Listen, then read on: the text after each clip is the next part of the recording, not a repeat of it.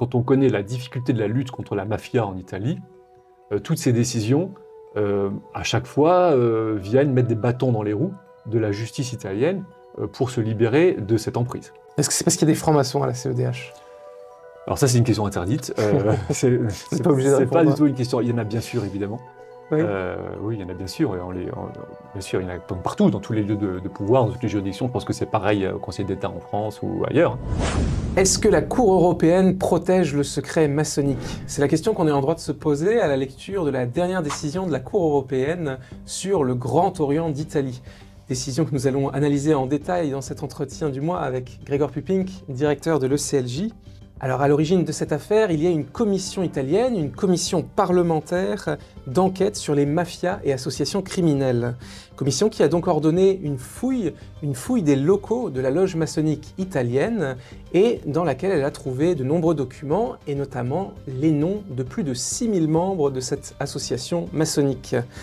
Pourquoi cette fouille? Eh bien parce que la commission d'enquête parlementaire italienne suspecte de mafias italiennes d'avoir infiltré la franc-maçonnerie italienne. Il s'agit des associations, des mafias plutôt, Cosa Nostra et 'Ndrangheta. Alors, avant d'aborder le fond de l'affaire, Gregor, est-ce que vous pouvez nous en dire un peu plus sur le contexte italien et cette histoire d'infiltration des loges maçonniques par la mafia italienne? Alors, en fait, en Italie, c'est bien connu, beaucoup de personnes connaissent le fameux problème, ce scandale de la loge P2 dans les années 70. Il y a en Italie une vraie proximité historique entre la mafia et la franc-maçonnerie. Les sociétés secrètes, c'est une particularité italienne qui est vraiment enracinée dans le pays depuis le 19e siècle. Il y a la longue histoire des Carbonari, qui étaient ces premières sociétés secrètes politiques, qui ont agi au 19e, puis encore au 20e, et qui ont eu, on va dire, une proximité avec la mafia. La mafia elle-même, d'ailleurs, étant aussi une société secrète, au départ assez politique, qui a ensuite s'est tournée vers le crime, mais la mafia fonctionne avec des règles assez proches de celles de la franc-maçonnerie, à savoir un serment, une initiation, des codes de reconnaissance, une hiérarchie, et même ces serments, ces codes sont très similaires à ceux de la franc-maçonnerie. Donc il y a en Italie cette culture des sociétés secrètes, avec une vision politique, mais aussi des dérives affairistes, voire criminelles. Donc il y a cette proximité, et donc c'est pour l'Italie, pour la démocratie italienne, une vraie question que celle d'existence de sociétés secrètes politiques et criminelles. Et il y a eu, en particulier pendant les années 60, 70 et encore jusqu'à maintenant, une proximité, voire une collusion et parfois même une fusion entre des réseaux mafieux et maçonniques, parce qu'il y a eu l'expérience de la loge P2 qui est vraiment le plus connu comme expérience d'une loge maçonnique à visée mafieuse et politique, et puis bien sûr aussi maintenant en Calabre et en Sicile.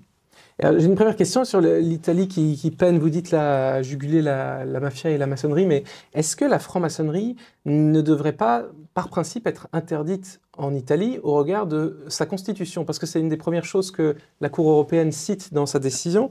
C'est l'article 18, alinéa 2 de la constitution italienne actuelle qui dispose « sont interdites les associations secrètes » et celles qui poursuivent, même indirectement, des buts politiques au moyen d'organisations à caractère militaire. Alors, la franc-maçonnerie n'a sûrement pas un caractère militaire, je pense, mais en tout cas, association secrète, c'est quand même le principe. Alors finalement, comment ça se fait même que la franc-maçonnerie existe Cette disposition en fait, de la Constitution, l'article 18, a été adoptée précisément dans le but de protéger la démocratie contre les sociétés secrètes, y compris les Carbonari et donc la mafia, qui sont des sociétés. La mafia est une société secrète aussi. Et il y a aussi, la loge à l'époque P2 avait aussi une visée politique. Elle avait même envisagé de faire un coup d'État en Italie. Donc il faut comprendre dans ces sociétés secrètes italiennes un mélange d'affairisme, de visée politique et de crime, plus ou moins présent, plus ou moins forte. Ensuite, au sein de la maçonnerie italienne, il y a les loges. Alors, d'abord, la franc-maçonnerie italienne, le Grand Orient, n'a pas la personnalité juridique. C'est-à-dire, elle n'est pas une association reconnue complètement. C'est ça, en raison de cet article. En raison notamment de cet article. Ensuite, au sein de la franc-maçonnerie italienne, il y a des loges semi-officielles, on va dire, officielles, discrètes, non pas secrètes, mais discrètes. Mais il y a aussi ce qu'on appelle les loges couvertes, les loges secrètes. Donc au sein de la franc-maçonnerie italienne, il y a deux catégories de loges, celles qui sont publiques, entre guillemets, toutes choses respectées, et puis celles qui sont secrètes.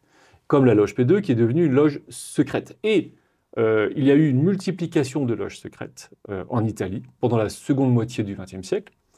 Et ces loges secrètes, elles, par contre, elles ont une visée plus affairiste et parfois même mafieuse. Et ces loges secrètes, là, pour le coup, elles tombent vraiment, normalement, sous le coup de la loi, de l'interdiction. Pour ce qui est de la franc-maçonnerie en elle-même, comme elle se veut discrète mais non pas secrète, eh bien, elle continue à exister. Mais c'est une vraie difficulté pour l'État italien que de réussir, en fait, à supprimer simplement ces réseaux d'influence de type politique et mafieux. Alors, ce qu'on peut dire quand même vis-à-vis de l'arrêt, de la décision de la Cour, c'est qu'il y a des milliers d'Italiens qui sont affiliés au Grand Orient d'Italie, la justice a effectivement, la commission parlementaire a saisi une liste de plus de 6000 noms, et le Grand Orient n'a pas nié la réalité, la matérialité.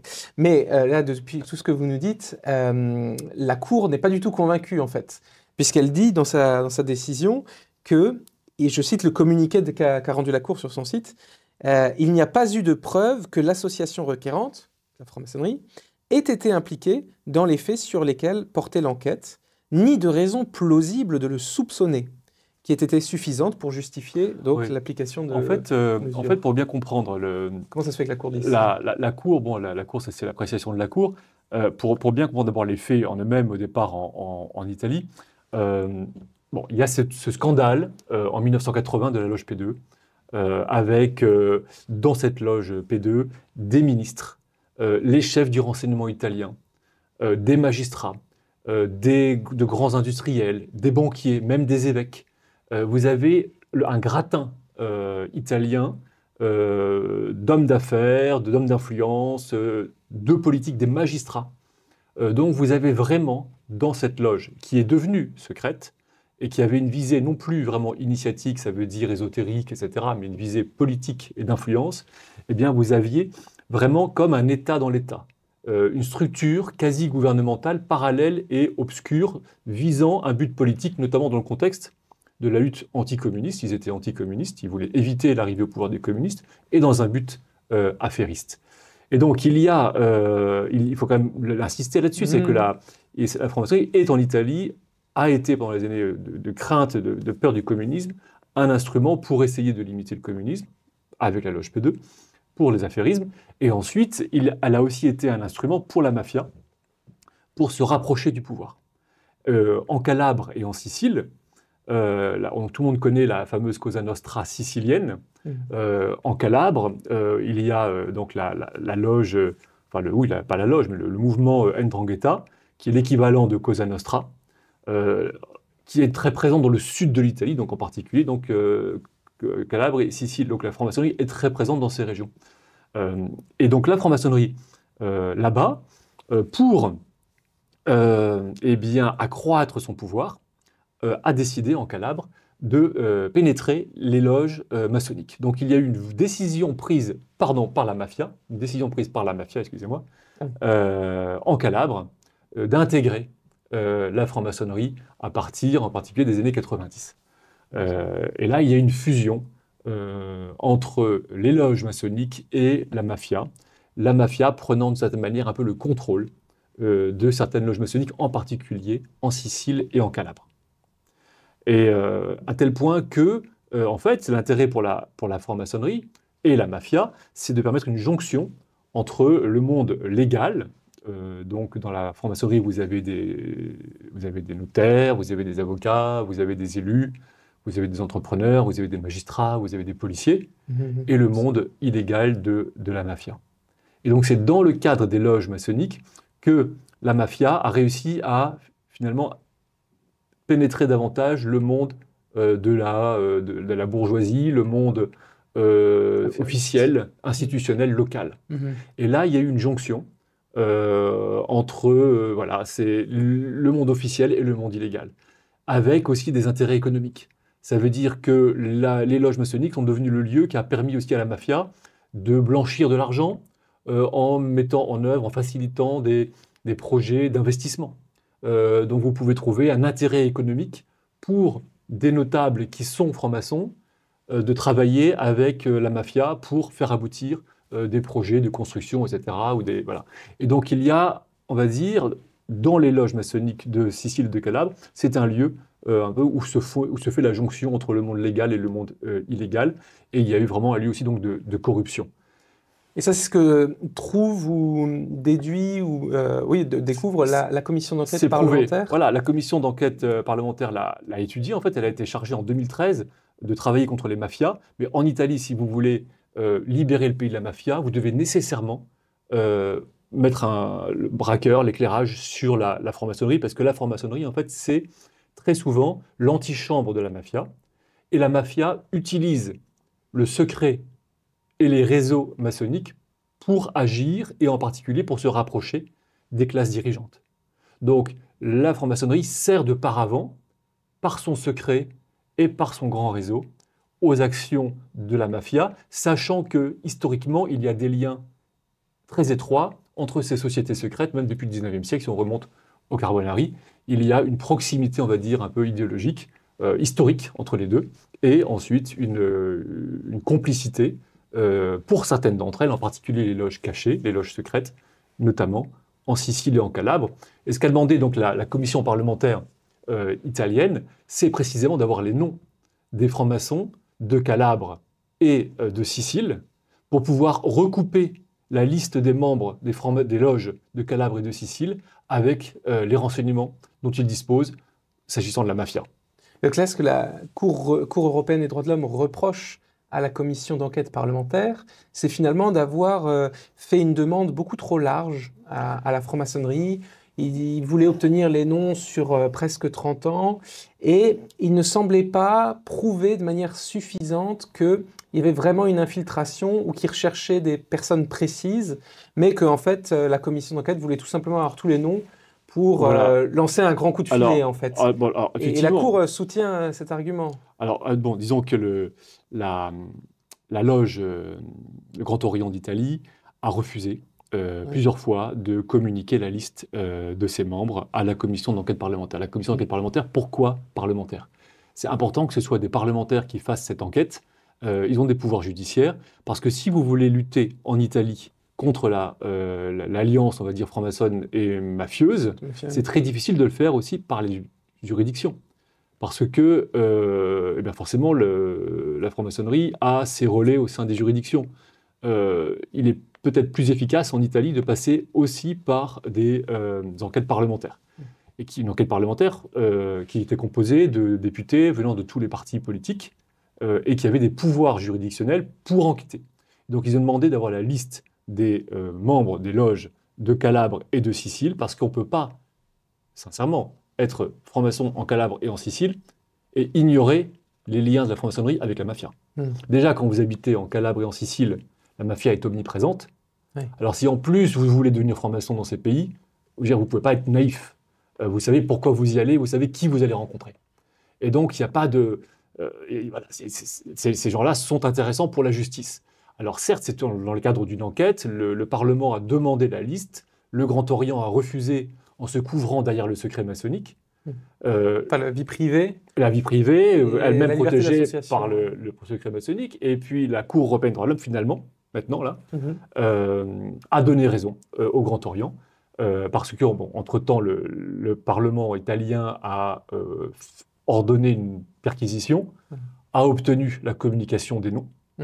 6000 noms, a communiqué ensuite ces noms à la justice. Donc la justice italienne a fait son travail, mais il n'empêche que le Grand Orient d'Italie a saisi la Cour européenne des droits de l'homme, et la Cour européenne des droits de l'homme, une nouvelle fois, a donné raison au Grand Orient en protégeant le secret maçonnique contre le pouvoir d'enquête de la commission parlementaire italienne. C'est pas la première fois que la Cour européenne des droits de l'homme... Non, ça c'est vraiment important de bien le voir, c'est que cette affaire en fait s'inscrit dans une succession, et c'est pour ça qu'il est intéressant d'en parler aujourd'hui, c'est que cette affaire s'inscrit dans une succession de décisions de justice qui ont eu lieu ici à Strasbourg, à la Cour européenne, sur précisément cette question de l'appartenance à la franc-maçonnerie en Italie.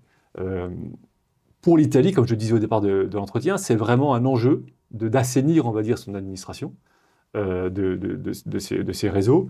Et donc, dans sa lutte contre la mafia, l'Italie, depuis les années 80, mais surtout depuis les années 90 et encore jusqu'à récemment, eh bien, a pris des dispositions pour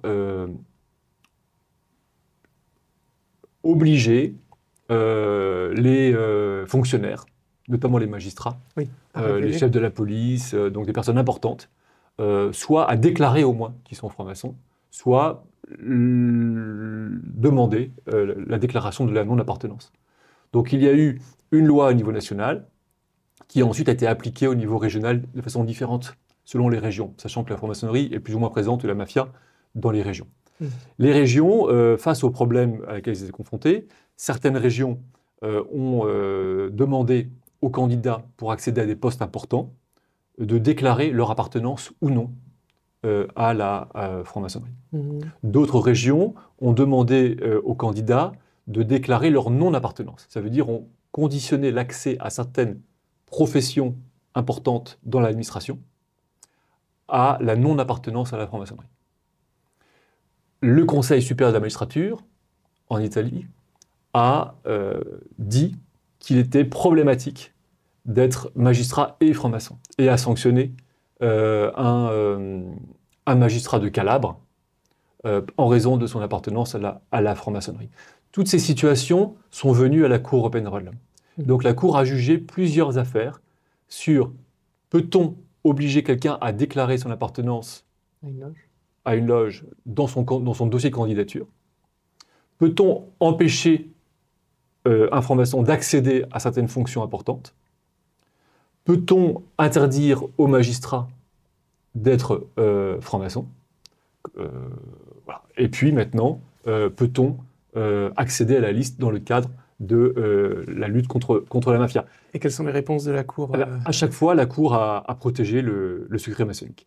Alors, comment vous voulez, oui. Dans toutes ces affaires, Oui. elle a estimé qu'il était abusif, soit de demander à un magistrat de renoncer à la franc-maçonnerie, soit de demander à un candidat de déclarer son appartenance, etc. Donc à chaque fois, elle a, alors avec des arguments différents, mais à chaque fois, elle a protégé le secret, on va dire, maçonnique, de l'appartenance à la franc-maçonnerie dans toutes ces affaires, alors même que, je veux dire, il est avéré qu'il y a ce problème très spécifique à l'Italie, face auquel en fait, les autorités italiennes se débattent. On va dire.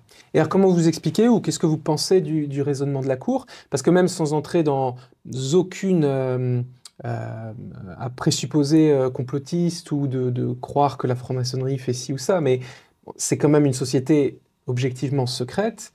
Le serment ou ce qui se dit n'est pas public, et puis je crois qu'ils sont réputés pour avoir une obligation d'entraide, donc on imagine quand même facilement qu'il y a de la cooptation, ou qu'il peut y en avoir. Enfin, c'est vraiment évident. S'il y a des magistrats, il y a eu des scandales en France qui ont existé, qui sont connus, qui ont été condamnés, où on sait que tel ou tel juge a fait un renvoi d'ascenseur à un autre magistrat parce qu'ils étaient tous les deux francs-maçons dans une loge. J'allais dire c'est parfaitement normal et humain, et croire que ça n'arrive pas, c'est vraiment ne pas être logique. Alors, donc comment ça se fait que la Cour européenne, d'après vous, raisonne comme ça, protège le secret? Alors en fait, elle le fait au nom du respect de la vie privée, au nom du respect de la liberté d'association, mais c'est vrai qu'il y a plusieurs problèmes qui sont posés. Il y a un problème générique qui n'est pas limité à l'Italie, c'est effectivement la question du serment maçonnique qui est fait entre les francs-maçons, notamment d'entraide. Et ce serment d'entraide, eh bien, il crée un devoir de loyauté qui vient en parallèle du devoir de loyauté, en particulier pour les policiers, pour les magistrats, envers l'État. Donc une personne qui est magistrat, c'est quand même compliqué pour elle d'avoir en parallèle de son devoir un deuxième devoir de loyauté envers les francs-maçons. C'est pareil dans la mafia. Figurez-vous qu'en Calabre, lorsque 'Ndrangheta a décidé d'infiltrer la franc-maçonnerie, ils se sont dit, mais comment allons-nous faire? Parce que nous avons, nous, notre devoir de loyauté interne à la mafia, et on va devoir prêter un deuxième serment interne à la franc-maçonnerie, et ils craignaient que les deux serments n'aillent pas de pair, enfin voilà, puissent avoir parfois des difficultés à coexister. C'est pareil pour la magistrature, la question de la loyauté, le magistrat est là pour appliquer la loi, il est simplement loyal envers l'État en principe. Donc, premier rôle. Pareil l'armée, pareil la police. Ensuite, bien sûr, en découle des questions d'impartialité. Et là, on se souvient de ce qu'avait déclaré le procureur de Montgolfier à Nice, qui avait soulevé le problème de la réputation des tribunaux dans les villes où il y a une forte présence de la franc-maçonnerie, parce qu'effectivement, ça rassemble souvent des notaires, des avocats, des magistrats, des policiers, et donc ça complique le fonctionnement de la justice, et surtout, ça peut donner l'impression de l'extérieur que la justice n'est pas forcément impartiale. Ça, c'est un problème générique, voilà, à tel point qu'en Suisse ou en Angleterre, il y a des discussions pour exiger la transparence. Complète. Est-ce que c'est parce qu'il y a des francs-maçons à la CEDH? Alors ça, c'est une question interdite. C'est pas obligé de c'est pas répondre. du tout une question. Il y en a bien sûr, évidemment. Oui. Oui, il y en a bien sûr. Et bien sûr, il y en a partout, dans tous les lieux de pouvoir, dans toutes les juridictions. Je pense que c'est pareil au Conseil d'État en France ou ailleurs. Donc bien sûr, il y en a aussi, c'est connu. On ne sait pas qui, mais enfin, quelques-uns sont connus. Donc notamment dans les traditions françaises ou italiennes. Est-ce que il y a deux choses qui me marquent quand même dans cette décision de la CEDH sur la franc-maçonnerie. La première, c'est que la Cour européenne des droits de l'homme n'est pas censée réexaminer tout le fond de l'affaire, etc. Et là, je trouve qu'il y a des longs développements sur les détails. Et vraiment, la Cour fonde sa décision en reprochant à la Commission vraiment de ne pas avoir appliqué d'avoir été trop large, de ne pas avoir été assez précise. Elle se pose la question vraiment de l'étendue de ses pouvoirs. On a vraiment l'impression qu'elle cherche la petite bête en permanence. Alors en fait, la Cour souvent construit son raisonnement a posteriori. Ça veut dire qu'elle a d'abord les juges décident de l'issue de l'affaire, et ensuite ils vont construire le raisonnement à l'appui de cette décision. Vous voyez, donc on peut pas. Quand on lit l'affaire, on a l'impression que le raisonnement va de la première page à la dernière page et qu'on arrive à la conclusion. Non. En fait, on arrive d'abord à la conclusion et ensuite on écrit le raisonnement. Donc là, il faut apporter un raisonnement qui vient justifier la décision. C'est sûr que, enfin, moi je trouve que quand on connaît la difficulté de la lutte contre la mafia en Italie, toutes ces décisions, à chaque fois, viennent mettre des bâtons dans les roues de la justice italienne pour se libérer de cette emprise. Parce que c'est vrai que la collusion est telle dans certaines régions qu'il est nécessaire de faire la lumière. On ne peut pas dire que les loges de Calabre ou de Sicile sont totalement innocentes. Ce n'est pas possible, c'est connu, c'est documenté. Et donc il est normal que la justice veuille braquer le projecteur là-dessus et qu'il faille faire le ménage, et y compris au sein du Grand Orient. Même en Italie, au sein du Grand Orient d'Italie, il y a des tensions. Le vice-grand maître récent a été exclu de la franc-maçonnerie parce qu'il voulait réformer.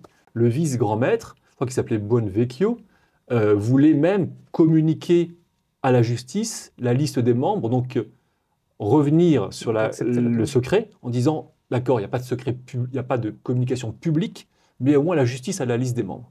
Comme ça, ils peuvent faire le ménage.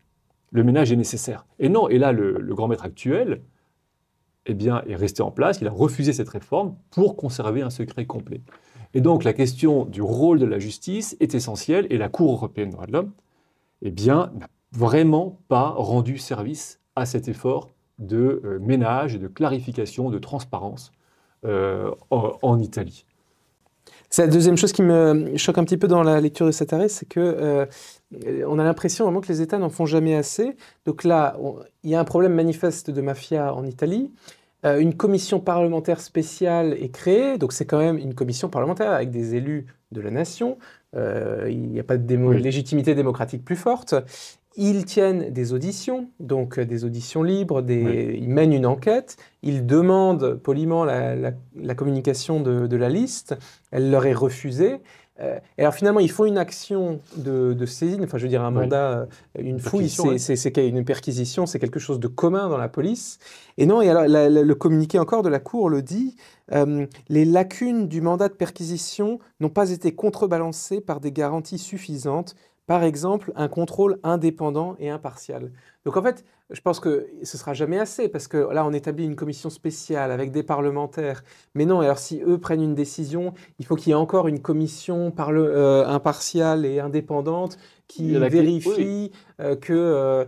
en fait, on ne peut pas en sortir. En fait, en principe, le juge, le magistrat, tranche au nom du peuple. En France, c'est comme ça.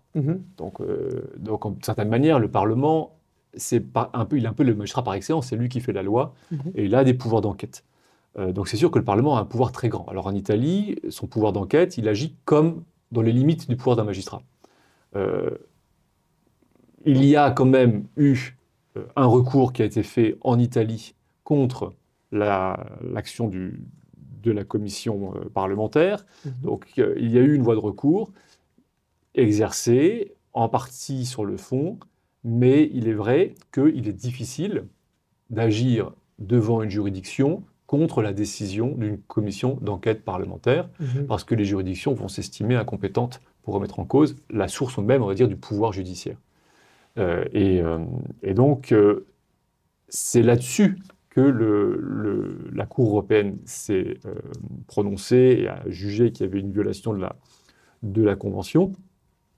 Mais encore une fois, moi, je pense que cette argumentation est instrumentale, c'est-à-dire qu'elle vient a posteriori pour justifier la protection, la conclusion qui était prévue d'une certaine manière, un peu décidée au départ de constat de violation, parce qu'effectivement, elle aurait pu tout à fait juger autrement. Maintenant, moi, je dois quand même reconnaître que la question des commissions d'enquête parlementaire, c'est vrai qu'il ne faut pas tomber dans la justice politique. Voilà, nous-mêmes, le CLJ, au mois de septembre dernier, il y a eu en France une proposition de commission d'enquête parlementaire contre nous. Il y a 79 députés d'extrême gauche qui ont déposé une motion de création de commission d'enquête contre nous, contre les mouvements entre guillemets conservateurs et pro-vie européens. Donc évidemment, on ne veut pas d'une justice politique qui vienne régler des comptes par une forme de justice d'exception. Mais là, en Italie, cette commission d'enquête parlementaire, elle est représentative de l'ensemble des partis politiques. Elle s'inscrit dans le cadre d'un effort national de lutte contre la mafia. Et aussi, elle est justifiée parce que la voie judiciaire pure, parfois, est difficile à emprunter quand on veut combattre la mafia. Merci beaucoup, Gregor Pupink. On publie cet entretien un peu plus tard que prévu, parce que la rentrée a été très chargée. On a publié un rapport sur la persécution des chrétiens au Nicaragua. On va avoir pas mal d'événements à l'ONU et puis à Strasbourg aussi sur la traite des êtres humains. Donc voilà, actualité chargée oblige. Abonnez-vous, merci d'avoir regardé cette vidéo jusqu'à maintenant. N'hésitez pas à la partager. Je ne suis pas sûr que l'algorithme de YouTube nous favorise cette fois-ci. Et puis à très bientôt.